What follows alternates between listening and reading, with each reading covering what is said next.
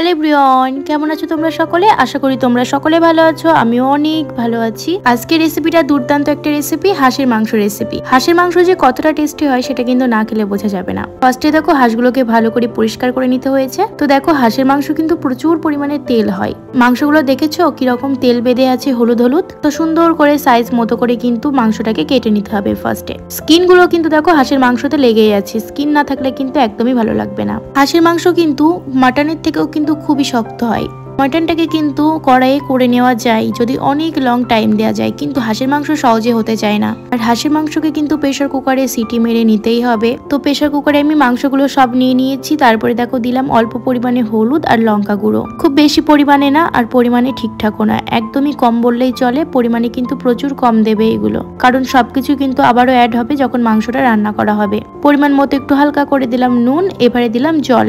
জলের পরিমাণটা একটু সেভাবেই দেবে, কারণ এক্সট্রা ভাবে কোনো জল অ্যাড করা যাবে না। এই যে সিদ্ধ করে নেওয়া জলটাকেই কিন্তু আমাদের লাগবে পরে। যদি কেউ কষা কষা খেতে চাও তাহলে সেই পরিমাণে জলটাকে দিও, আর যদি ঝোলটা বেশি বেশি করতে চাও তাহলে একটু জলের পরিমাণটা বেশি করে দিও। মাংসটা সিদ্ধ হয়ে গেলে বাকি যতটুকু জল থাকবে সেই জলটা দিয়ে একটু পাতলা পাতলা করে তৈরি করে নিতে পারবে হাঁসের মাংসটাকে। তো দেখো প্রেসার কুকারের মুখটা ভালো করে আটকে নিয়ে বসিয়ে দিয়েছি। এবারে ভালো করে সিটি মেরে নিলাম আমি 3-4টে মতো। তারপরে নামিয়ে নিয়ে কিছুক্ষণ বসিয়ে রেখেছিলাম প্রেসার কুকারটাকে। ভিতরে যে ভাপটা থাকে সে ভাপে কিন্তু আরো ভালো মতো একটু বয়েল হয়ে যায়। একদমই কিন্তু তোমরা ভাপটা খুলবে না, নিজের ইচ্ছা মতো প্রেসার কুকারটাই একাই খুলে যাবে। তো এদিকে কড়াইয়ে সর্ষের তেল অ্যাড করেছি, ভালো করে তেলটাকে গরম করে নিয়ে এবারে 5 ফোড়ন দিয়ে পেঁয়াজগুলোকে অ্যাড করলাম। পেঁয়াজগুলোকে ভালো মতো একটু ফ্রাই করে নিতে হবে কিছুক্ষণ। তারপরে এর মধ্যে মশলাগুলোকে অ্যাড করবো একে একে। ফার্স্টে দেখো মশলার মধ্যে আমি আদা রসুনটাকে দিয়েছি, এটা দিয়ে ভালো করে কিন্তু একটু কড়া কড়া করে ফ্রাই করে নেব পেঁয়াজটাকে আর মশলাটাকে। তারপরে আমি কিছুক্ষণ পর বাকি মশলাগুলো অ্যাড করব।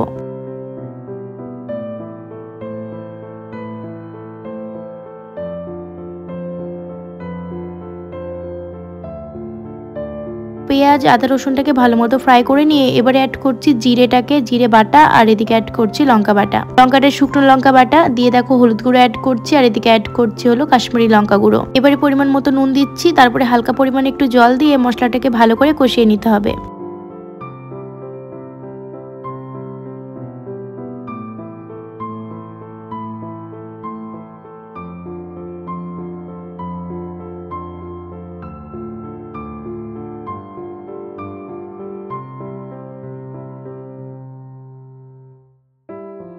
তো মশলাটা দেখো খুব ভালো করে কষে গেছে। এবারে কিন্তু বয়েল করে রাখা হাঁসের মাংসগুলোকে আমি কড়াইয়ের মধ্যে দিয়ে দিলাম। এবারে খুব ভালো করে নাড়াচাড়া করতে করতে কিন্তু কষিয়ে নিতে হবে। তো চাইলে তোমরা এখানে আলুটাকে অ্যাড করতে পারো, কিন্তু আমরা যেহেতু কষা কষা করবো আলু ছাড়াই করেছি। হাঁসের মাংসটা যদি কষা করে খেতে চাও তাহলে কিন্তু এই প্রসেসে আর আলু ছাড়া করবে, দেখবে ভালো লাগবে খেতে।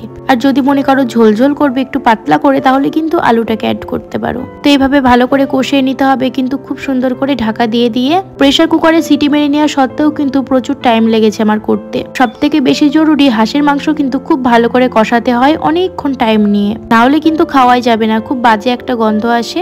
সে কারণে অনেকক্ষণ ধরে কিন্তু কষিয়ে নিতে হবে। আর যদি লেগে লেগে যায় তাহলে মাংসটা যেহেতু বয়েল করে নিয়েছো তার তো জলটা আছেই, মাঝে মধ্যে সে জলটাকে অ্যাড করে কষিয়ে নিতে পারো, বাট অনেকক্ষণ সময় নিয়ে কিন্তু মাংসটাকে কষাতে হবে। তো চলো এবারে মাংসটা কষতে থাকুক।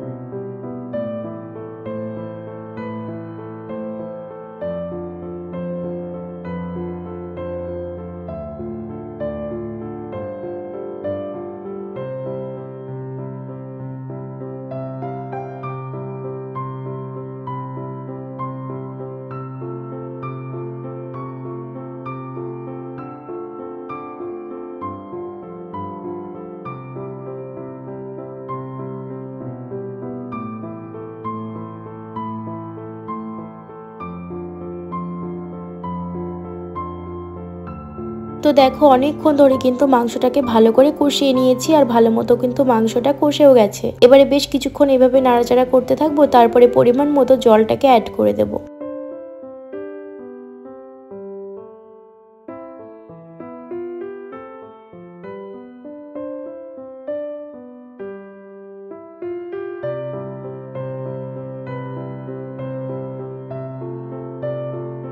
তো দেখো পরিমাণ মতো কিন্তু জলটাকে অ্যাড করেছি, যেহেতু আমি কষা করব আর আমার বেশিরভাগ জল কিন্তু কষানোতেই লেগে গেছে। আমি ওই যে বললাম না, যদি লেগে লেগে আসে তাহলে কিন্তু জলটাকে একটু অ্যাড করবো আর কষিয়ে নেবো। তো অনেকক্ষণ টাইম নিয়ে কিন্তু আমি কষিয়ে নিয়েছি, আর প্রচুর টাইম নিয়ে কষাতে গেলেই কিন্তু মাংসের যে জলটা ছিল সেই জলটাকে কিন্তু অ্যাড করতেই হবে। তাই দেখো পরে যতটুকু জল ছিল ততটুকুই অ্যাড করলাম। আর এমনিও তো আমি কষা কষা করবো, সেই পরিমাণে কিন্তু প্রথমেই কিন্তু জলের পরিমাণটা কম দিয়েছি। তাই তোমরা যদি ঝোল করতে চাও তাহলে কিন্তু প্রেসার কুকারে যখন সিটি মেরে নেবে তখন কিন্তু জলের পরিমাণটা একটু বেশিই দেবে, কারণ হাঁসের মাংসতে কিন্তু কষানোতে প্রচুর পরিমাণে জল খাই, নাহলে কিন্তু কষানো যাবে না ভালো মতো। তো দেখো বাটা গরম মশলা অ্যাড করে দিয়েছি আমি। তো প্রায় হয়ে এসেছে। আমি যেহেতু কষা কষাই রাখবো, এর থেকে বেশি কিন্তু ঝোল করব না। এটা কিন্তু আমাদের বাড়িতে রুটি দিয়ে খাওয়া হবে, অবশ্যই চালের রুটি দিয়েই খাওয়া হবে। এটা একবার খেয়ে দেখো, চালের রুটি আর এই হাঁসের মাংস জাস্ট ফাটাফাটি লাগবে। সত্যি বলতে আমাদের বাড়িতে কিন্তু আজকে ফার্স্ট টাইম করা হলো হাঁসের মাংস, আর আজকে ফার্স্ট টাইম খাওয়া হবে। খেয়ে তো পুরোপুরি মুগ্ধ আমরা। তো দেখো সবকিছু হয়ে গেছে, একটু ঢাকা দিয়ে রেখে দিলাম তেলটা ছাড়ার জন্য।